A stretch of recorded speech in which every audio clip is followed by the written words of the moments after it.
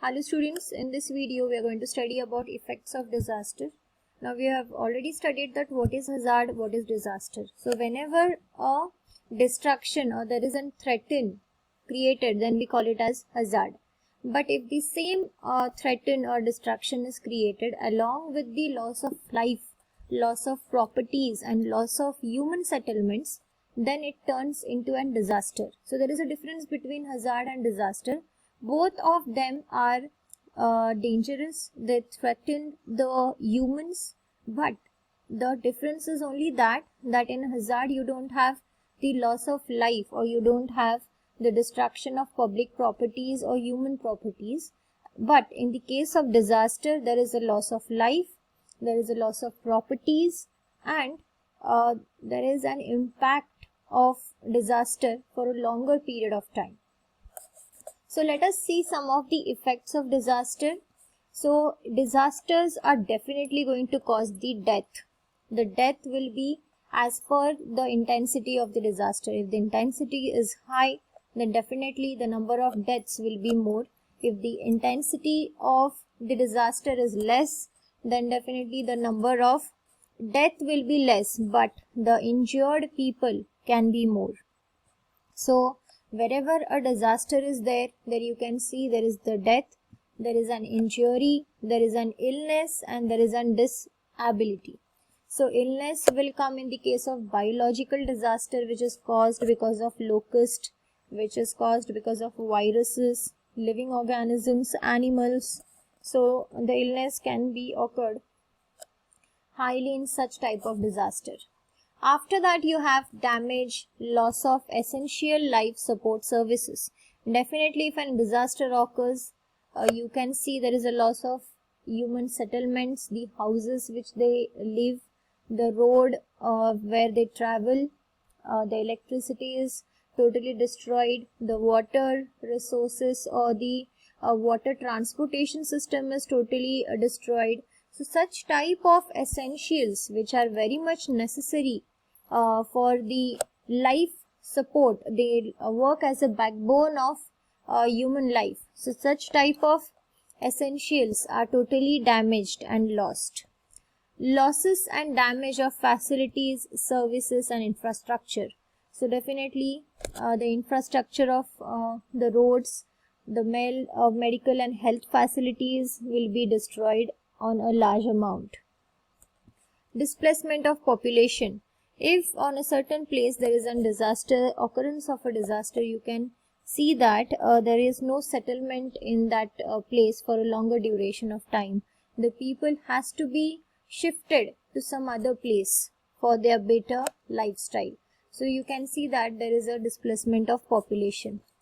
Psychosocial stress. Definitely there will be a psychosocial stress in the people's mind because they are the victim, the ultimate sufferer of these disasters, which is definitely going to lead a lot of stress. Environmental pollution, economic and social impact. So this is going to cause a large amount of environmental pollution, and you can see in the picture that this is the distraction. The peoples are worried, they are facing the stress, they feel insecure.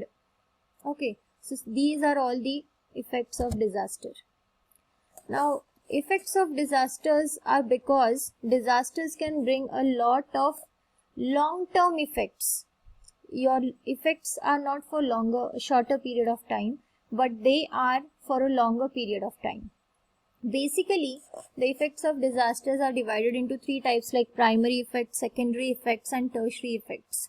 So primary effects are what which occurs as a result of disaster itself, means at the moment as the disaster occurs, what are the effects which you can see?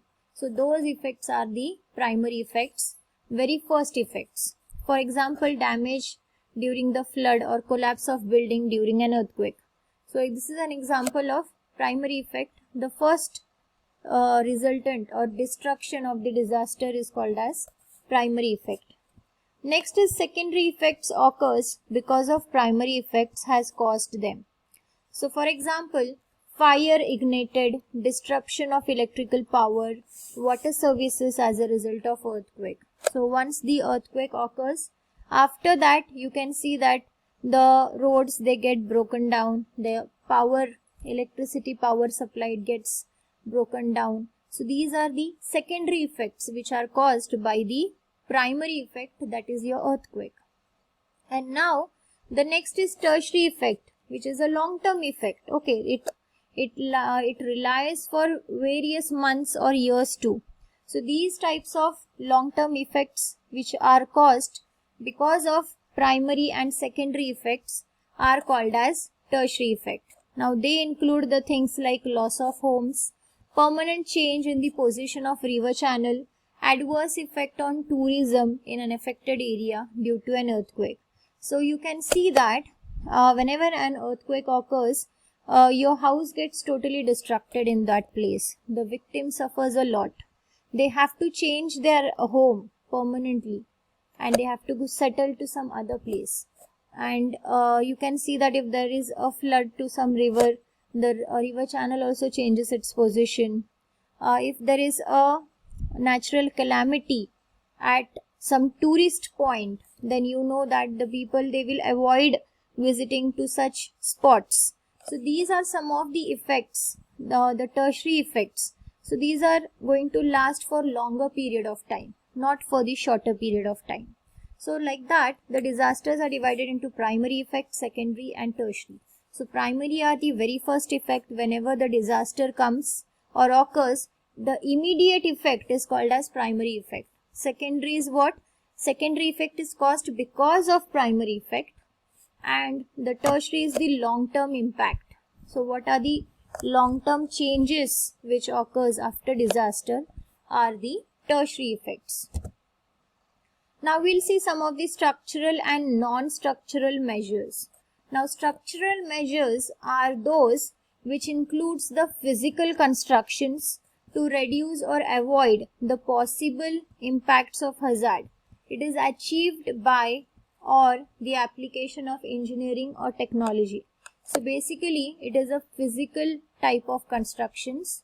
So these type of structural measures are used to avoid the impact of hazard, to make the hazard less, okay, so that it should not lead to a large amount of destruction.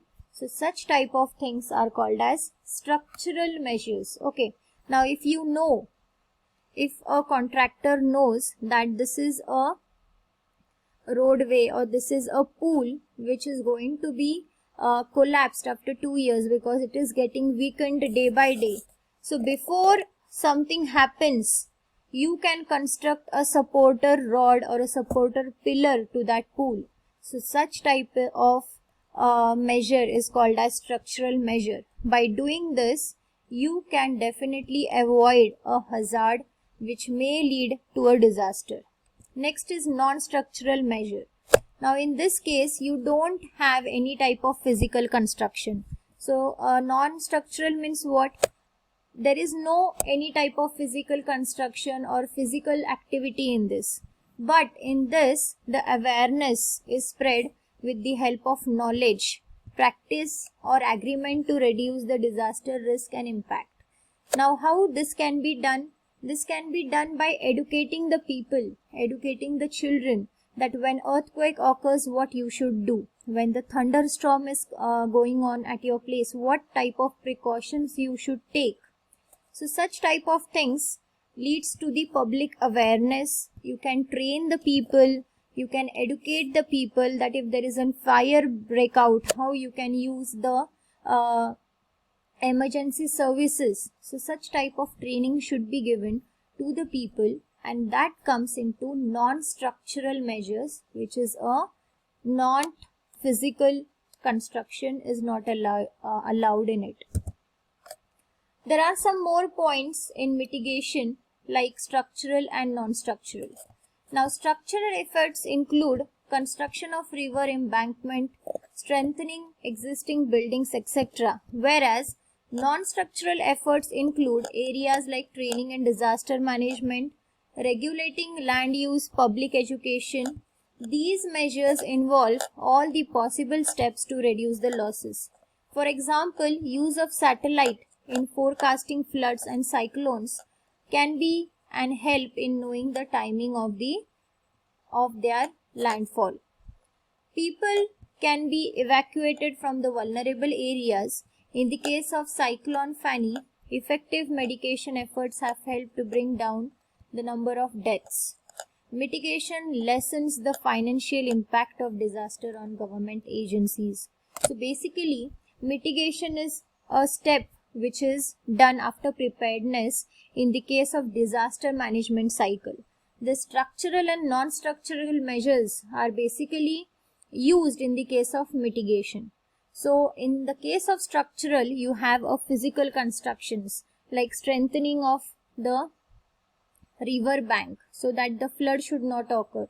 If you know that in this year the rain is going to be tremendous and the river bank size is totally reduced because of large amount of erosion, then you can straighten the river bank so that the water does not comes out easily and it does not enters the village. So such type of things are done which will come under structural. And non-structural means what? The training or educating the people, creating an awareness between the people that what precautions you should take. So what will happen? This is definitely going to save the life. It is definitely going to reduce the loss of life.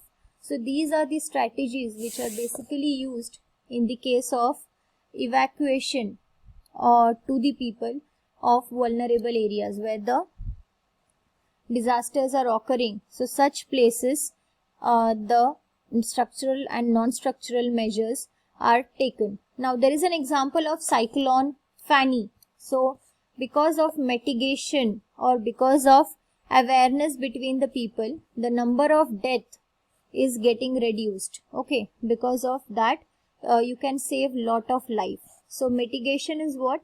It lessens the financial impact of disaster on government agencies. So because of mitigation, there is less loss of property, less loss of life. So definitely it is going to save the money of government agencies. So this is all about the effects of disaster, what happens after disaster, and there are some mitigational steps like structural and non-structural measures. So this is all about it. Thank you for watching. Do subscribe the channel.